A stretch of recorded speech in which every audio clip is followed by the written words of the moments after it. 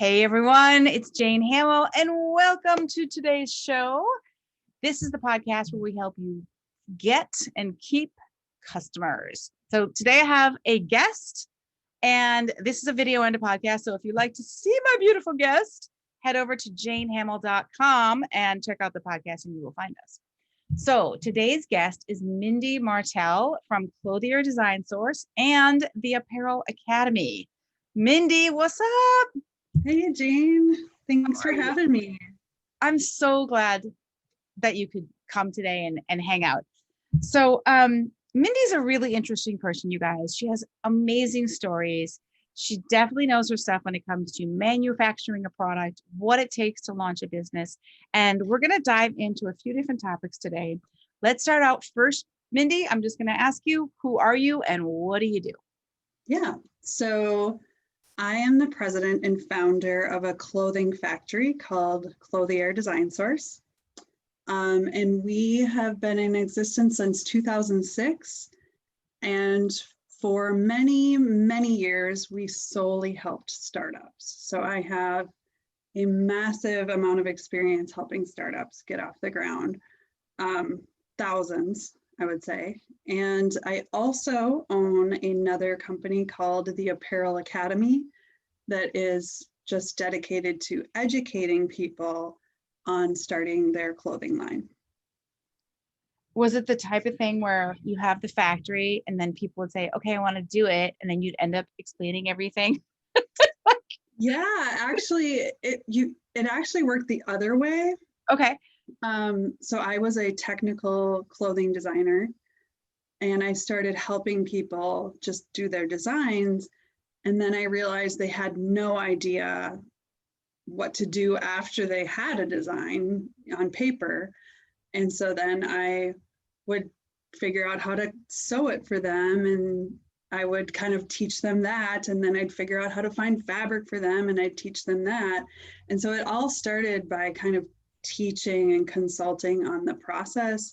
And all the while, I just kept adding those services. You know, oh, I guess I'm going to cut and sew these myself. Yeah. Like my husband and I set our kitchen table up on paint cans in our kitchen, and we're cutting out production orders for one of our first clients, before I actually opened the factory. So paint cans. Yeah. Because my dining room table was set up on books. Yes. Yeah. Yeah. Yeah. So it kind of started opposite. My passion has always been kind of teaching the process, and almost as a necessary evil, I feel like I started offering the services in the background. But you were no stranger to working with factories and being in factories, right? Tell us about that. What was your background before that? Yeah, so before that, I worked a few different corporate jobs. I was head of product development. I did a lot of making product overseas as well. And that was part of the impetus of what made me start the factory too, is I was going to China. I would travel there maybe 6-7 times a year. And the conditions, when I would go and visit the factory, the conditions were just, and it was supposed to be one of the good, quote unquote, good factories, right? And the conditions were just so horrific. One of my last trips there, I'm like, I can never, ever, ever make a product overseas again, someplace that doesn't have fair labor laws. Just to paint a picture really quickly, you'd go into the compound, which was gated with armed guards. All of the workers live on site. So they never leave. They work 7 days a week. They work 14-hour days. Wow. Their room and board come out of their pay. So in the end, they're really left with nothing. And the weird thing that really, really, really got me, if that's not enough, is when the lunch bell would ring and I was in a meeting in their offices, my Wi-Fi would shut off. And I'm like, why is the Wi-Fi shutting off? And they're like, because all the workers are not working and they don't want them to have connection with the outside world. So they would shut off the Wi-Fi for the entire compound. Wow. And then the lunch bell would ring, so they'd go back to work, and then the Wi-Fi would go back on. So it felt like a work camp, concentration camp. What year was this, Mindy? Around? This probably was in 2006. Wow. Yeah. And did you see this type of thing many different factories, or was this kind of like maybe the worst case scenario? No, this was one of the better ones. I'd seen way, way worse. But this was one of the better ones, just because it was clean, it was brighter, it was more climate controlled. I think this is the one I spent the most time at. So this one I flew into, and I spent an entire week there. Mm-hmm. And I worked with their pattern makers because they were having a problem like fixing a pattern. So I would go down in the workroom and work with their pattern makers, like literally drawing with them and testing things. And that's what did it, is I spent like a good amount of time with them, like working. So there's probably, as I'm understanding, there would be like, oh, here's where the people from America come and you get your tour and all the things. But then you went downstairs to the pattern room. You got it. Yeah, I went behind the scenes and spent a whole week with them. And they would bring me, food and fresh fruit and beverages and, whatever I wanted. And like, they would bring me a Coke. And then all of the other women in the room, that were working with me would just like stare at my Coke, like longingly, like it was like something that would mean so much to them, like if they could have this Coke. And so I would sneak the Coke and like not drink it and hide it and give it to one of the girls I was working with. And it was like, it seemed like such a big deal for her to get this Coke. And I was just like, oh my gosh, we just can't, like, every time we're buying that, $9.99 t-shirt, we forget that somebody's paying for that, like, because you're not paying for it in dollars, somebody's paying for it. And wow. Yeah, so it was quite life changing. And so at that point I vowed never to make anything overseas again. Some of my clients do. Some of my clients choose to, like if they go through the Apparel Academy, and I give them all the information, and, I'm just like, I highly recommend you visit, and, it's your choice, but, here's everything I know. So tell me then, that was 2006. Mm-hmm. I'm hoping things have changed in many different ways. What's your take on that? Like, is it better now? I mean, they have more rules now? Like, no, I don't know. I don't think it's better. I really don't. I don't think it's better at all. They're like these factories I was in, they were WARP certified, which is supposed to be the, reigning authority on, treating your workers well and having good work conditions. I think, the building wasn't falling apart. A lot of it has to do with the building being in nice condition, like that Bangladesh episode, right, where the building collapsed and people died. Like, these buildings aren't going to fall apart. These people are physically safe in their environment. There's fire exits and, things like that. And it's clean and it's well lit and all that stuff. So like that, I think, has come a long way over the years. Yeah. But, when the government of the country doesn't have any fair labor standards of like, if you work over 40 hours or you get overtime and, like all this, there's no minimum wage that makes sense, or, that's really what matters, is like the wage and how many hours they work, I think. And do you think that you would not have known this if you didn't have that particular experience where they needed you in the pattern room?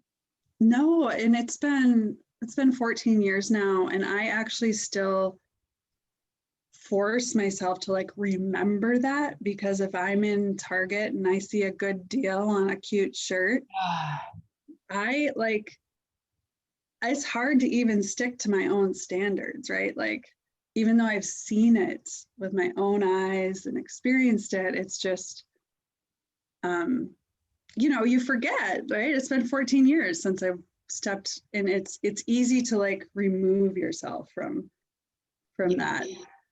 But I absolutely guarantee, like, if everyone could go and spend a week in a factory like that, the entire world would change their spending habits. Like, I'm positive of it. Wow. It's just, This is a fascinating conversation. I don't hear this from other people who go to well, in this case, China. I'm not even going to get into whatever. Sure. I don't hear these stories. I hear different things. I guess it depends on the size of the factory and like whatever. Yeah, I think, like I said, I think the key was I spent a whole week there. Yeah. Because I had been in a lot of factories, and you're right. They shine it up. They only show you parts of it. You walk through real quick. You spend an hour there, and everyone seems fine, and you're done. Yeah. You know, like, you don't know how they live. You know, like, right. You don't experience like the way they're living, and yeah, it's different. It's, oh my word. Okay, so that had to have a big effect on like, okay, people need things made. Let me start a factory here because I can control, you know, how the people are treated. Exactly. Yeah. Oh my goodness. Okay, so your factory and the Apparel Academy, you said you've worked with thousands of startups. Why did you choose startups in the beginning particularly to work with in factory? Or was it like, I'm a new factory, that's who is looking for me? Like, yeah.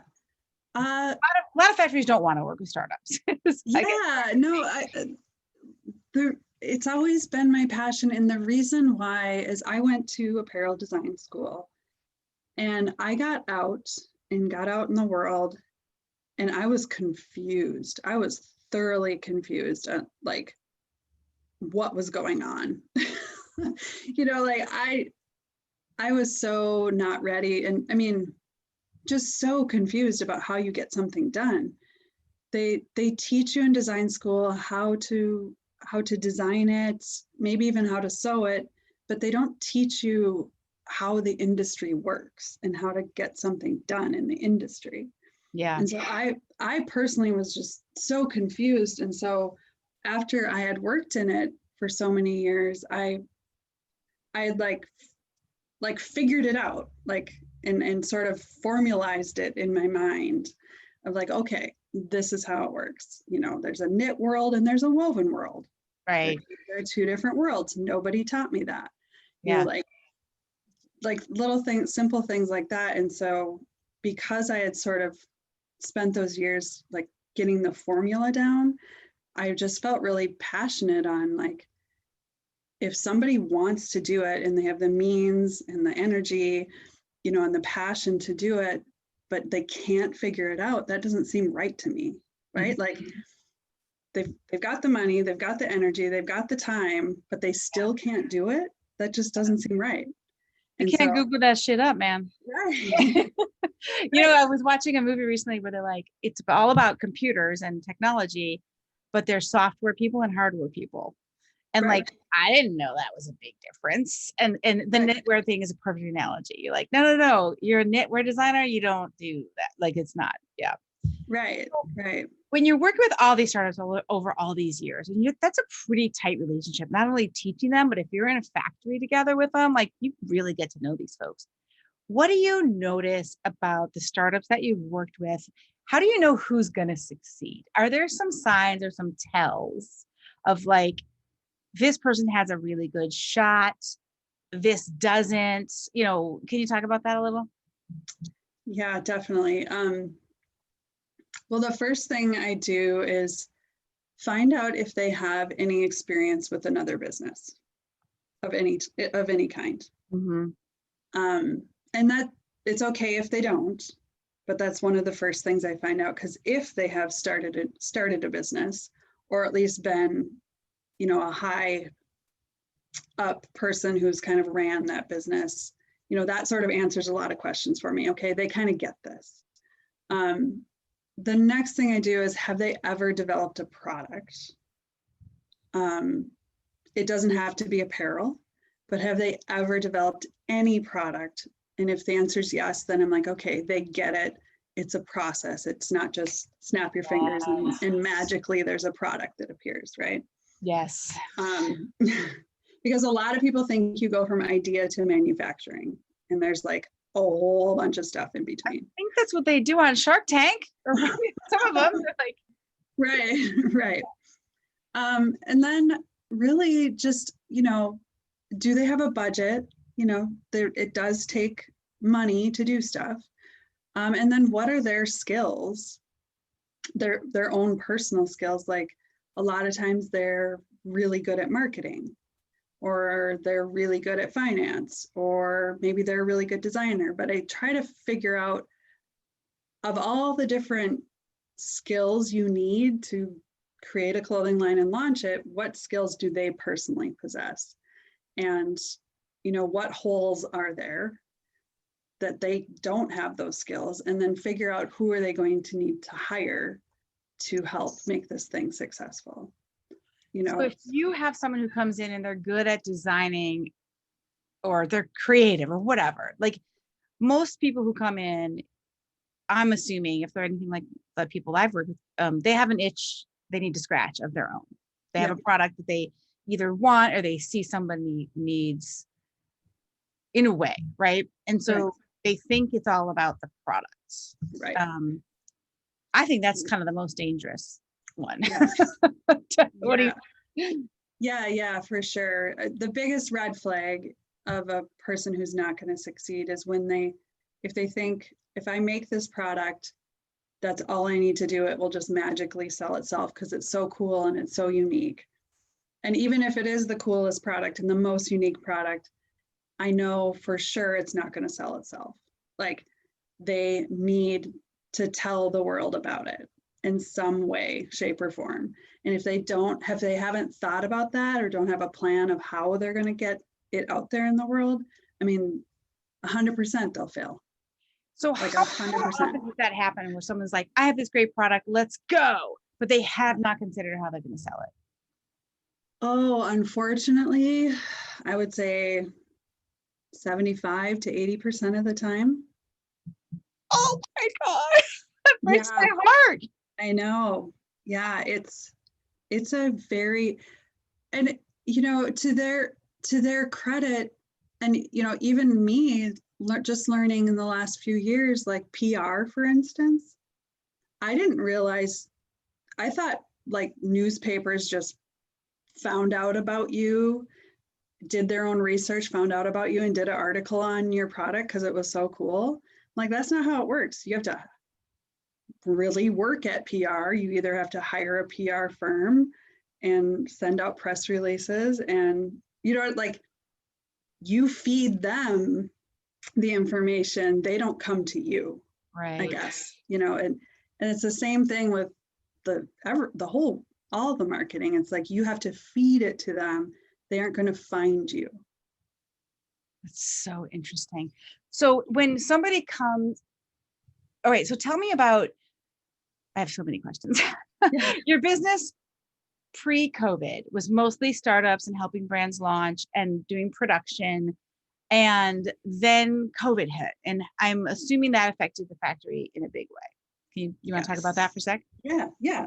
So I have had a couple of lung surgeries. So I have a pre-existing condition. So when COVID hit, I was scared, and they didn't know much about it yet. So I have a family. I said, bye family, I'm going to go to the woods. I went to a cabin in the woods. Minnesota, right? And your factory's in Minnesota. Okay. Yeah. And luckily it had Wi-Fi. And and I just went to the woods for 5 weeks straight. And all of my orders were getting canceled. My entire 2020 plan was just dying. It was getting canceled, and our factory was going to shut down. Yeah. And so I got on the phone and I literally worked 14-hour days for about 5 weeks straight, worked all weekend, and completely transformed our factory into a PPE factory in that time, and figured out who needed PPE, figured out how to make PPE, figured out what PPE is. Right, right. and just completely transformed it. And so that's what's gotten us through this year. And luckily we could stay open and still service the brands that could still be placing orders. Okay. You know, in addition to the PPE, but that was how I was able to keep all of our staff on, keep things open, keep things running. So when the brands started trickling back, at least we were still here and able to produce their stuff. I can't even imagine this scenario, because as a mom, you guys, Mindy has kids. Mine are 14 and 17. Hers are 13 and 16. Mm-hmm. These are needy little suckers. Like to leave, to be able to be forced or whatever to leave for 5 weeks and have a business that's upside down and having a pre-existing condition with a scary as heck pandemic, and which continues to be scary. Right. That must have been absolutely terrifying, honestly. Yeah, it was terrifying. But it all, I think me going away to the cabin was like a blessing in disguise for the business too. Like it all made sense, because I don't think I could have worked that hard Yeah. and that much if I was at home. You know, like I couldn't have actually saved the business, I don't think. It's tough to work 14-hour days when somebody needs a PB&J. Right. Like right.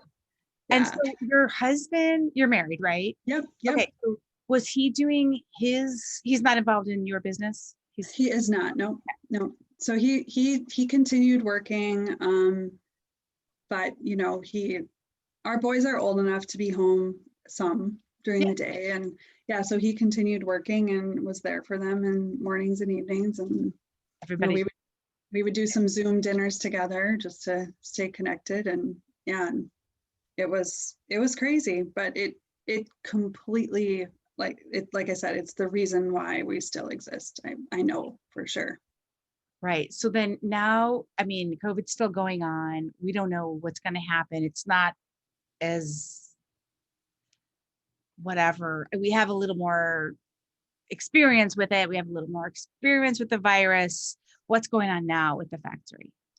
Sure. So we're now getting back up to, I would say, 50% non-pandemic goods. Okay.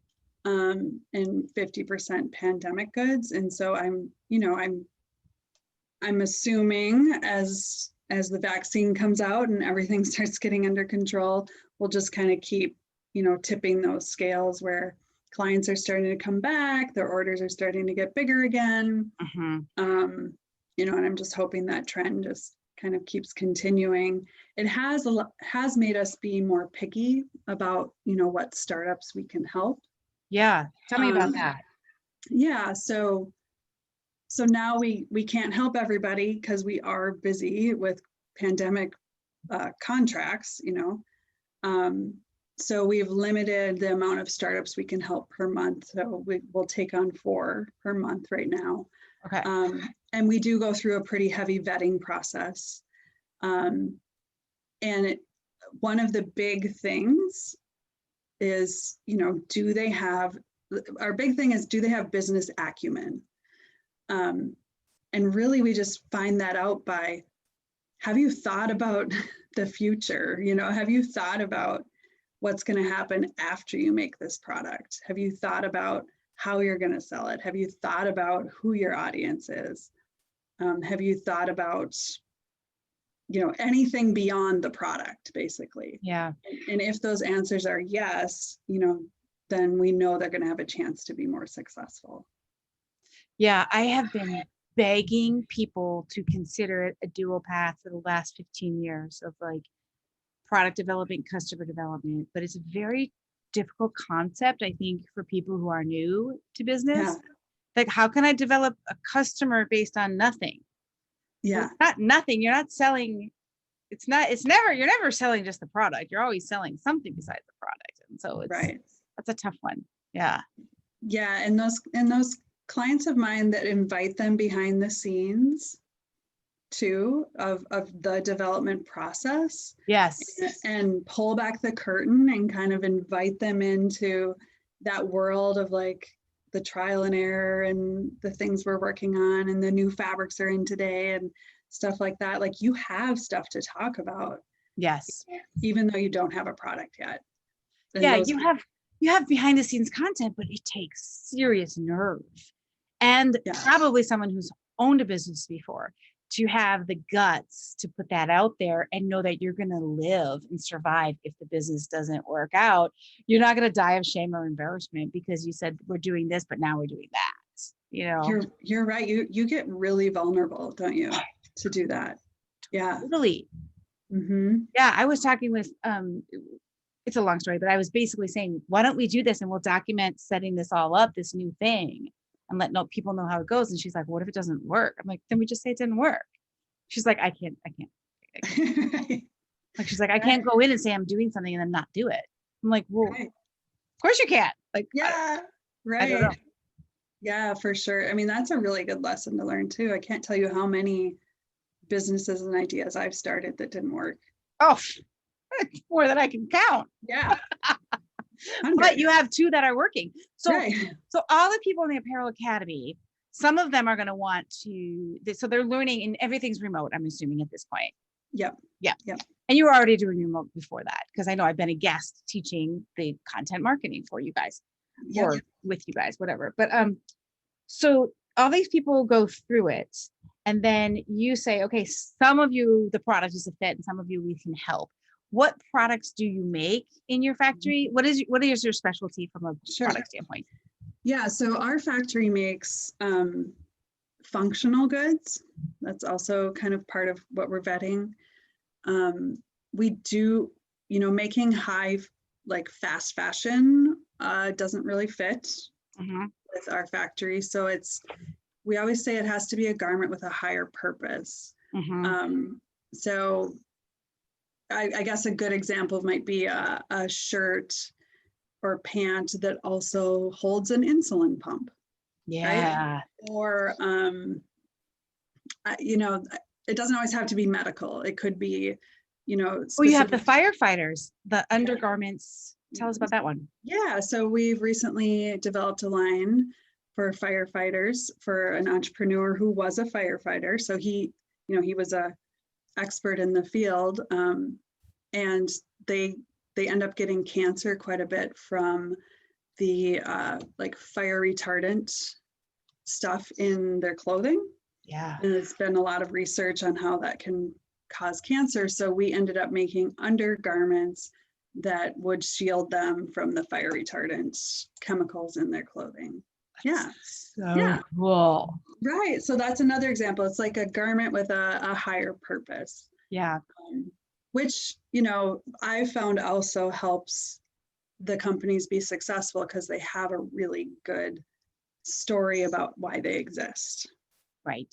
And who they're helping. And do you work mostly in knits or woven? Well, obviously it's cut and sew knits, but what kind of actual products? Athleisure or that's like, what is it? Yeah, it's a little bit of both. I would say mostly knits. Yep, and some wovens, but the wovens would be more simple wovens. We don't do, a lot of buttons and plackets and cuffs and collars and things like that. So when somebody, I'm not dishing on anything in a bad way, but when somebody comes to you and they're like, we're going to do this, what are some of the mistakes that you see that you have to kind of guide people away from? Ideas of what they want to do with their product or their new business that you're like, let me tell you, after thousands of startups I've worked with, let's not go there. Right. Keeping it simple is one of the big things. I always I always call it swatch watching something. I don't know how many people remember like I once do. watches came out. Yeah. But you could customize the band, and you could customize the face, and you could customize the ring around it and all that stuff. And I'm always like, that's because people understood what a watch was for hundreds of years before somebody introduced all of these options, right? Yeah. So if you're developing a new product, you want to people need to get used to that new product before they have all these options. You can't just come out of the gate with all these options. It's just too much for so many reasons. I mean, it's hard to shop. You have too much inventory. It's hard to manage all that inventory, all those SKUs, but really for the Decision consumer, fatigue too. Like the customer doesn't want to have that many choices in the beginning like that. Right. So just keeping it simple is one of the big things I'm really helping people with in the Apparel Academy. Is like, they usually start like this, and then we get them narrowed into like, why don't you just service this person? Or another good option, another good example is like, let's say they're selling a shirt with an insulin pump. Go back to that example. Then they also want to offer a headband and some socks and things like that. And I'm like, that doesn't make sense, because your product to me is specific to people that need an insulin pump. People aren't coming to you for a headband, like that doesn't make sense. Like sticking with your mission statement, who you are, and your product, like sticking within that. Not to mention the first thing I thought of, socks. That's a totally different factory. You can't even get that. Like, right. No, like you gotta have to go overseas for that. Or right. Socks. Okay. That's interesting. Yeah. So just keeping it simple and keeping it focused. So I think people get spread out really quickly. But they're worried, I'm assuming, because this is what I hear and I go through myself. Well, what if it's so simple that it's not enough? Right. Like it's only a thing with an insulin pump. But if I had socks, they could buy that and they could buy that. And like I had something for more people. But it doesn't really work that way. It doesn't. I think people want to know who you are, why your product exists. And if you stick to that and you have a super good story, that it'll sell. Yeah. It'll sell, even if it's one product. And do most of the people, the startup folks, are they looking to go direct to consumer, online only, combination of wholesale? Like what's their selling avenue? Yeah, most people want to go direct to consumer, online only. I like that. Yeah. Mm-hmm. I mean, I owned a retail store for 14 years, but at this stage, I don't teach any like how to get your product in stores, because I just love online selling so much. Right. Well, and you have the whole markup problem you have to deal with too, is, the markup, the markups. But honestly, I do teach that they should have pretty much the same markup, because you have to sell it to yourself, and then sells it to the consumer. So you're doing all that work of the retailer. Right. So yeah, that's true. I teach pretty much the same markup. I know a lot of people teach. I've heard this so many times. I don't know who the hell started this, but I don't know if you would agree or what, but like they say, well, for direct to consumer, you just take the cost of goods sold, multiply it by 3, and that's your retail price. Like that leaves you no money left. Right. No money for advertising, no money for markdowns, no money for mistakes. Like, right. I think that's pretty lean, depending on what it is. It is pretty lean. Mm-hmm. Yeah. I mean, if it's a product that doesn't take a lot of product development, like, so let's say you're the firefighter and you have these 3 styles that you just continually sell.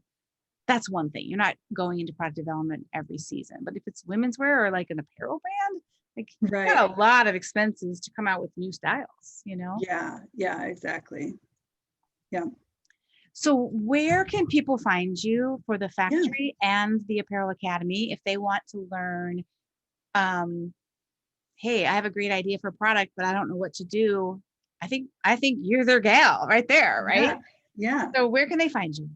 Yeah. So I would go to our factory website, which is clothierdesignsource.com. And it's CLOTHIER designsource.com. Source, yeah. .com. Yep. Or go to theapparelacademy.com. And baby. Yeah, and if they're really like looking to start a clothing line, I would also check out the Apparel Academy YouTube channel. There's quite a bit of content up there. Oh, great. Okay, Yeah. awesome. Good to know. Okay, so anything that Mindy mentioned, you guys, or anything we feel can support this podcast and episode, we'll be back in the show notes at janehamill.com/Mindy, because I like to keep it simple like that. But really interesting stuff. So the most important thing you say is keep it simple. Yeah, keep it simple. Because Stay it's hard focused. to do, man. It's hard to do. It is hard to do. Again, it takes courage to keep it simple. Yeah, there's a lot of work in editing down. Yeah. You know, there's a lot. The shorter and sweeter something is, the more work that went into it. That is so true. There is a great quote. I forget who it was. He's like a speaker writer guy from back in the day, and they said, "Oh, hey, can you do a speech on blah blah blah? Saturday." It was like Thursday. I said, "Can you do a speech for this thing on Saturday?" And he's like, "Oh, yeah, I guess I could." And they're like, "Okay." He gave him a price, and they go, "Oh, no, it's that price is too high. It's only 15 minutes." And he goes, "Oh, well, then you can double that price." Right. Exactly. Exactly. Isn't that crazy? Because it's true. Yeah. Mm-hmm. So much work goes into it. Yeah. Thank you so much, and thank you for all the work you do supporting Made in USA and all these new designers, and totally busting your arse to get that PPE going. It's so important. Yes, thank you, Jane. Really and much appreciated. Thank you for helping all of our clients with their content marketing. You know it. I love it. I love them. I love getting referrals from you, because the people will be like, well, they already have a base of knowledge that is super helpful for me to help them get a marketing message out there. It's just great. Right. Super great. That's awesome. Yes. All right. Thanks so much, Jane. Take care, my dear. Have a good one. You too. Bye. Bye-bye.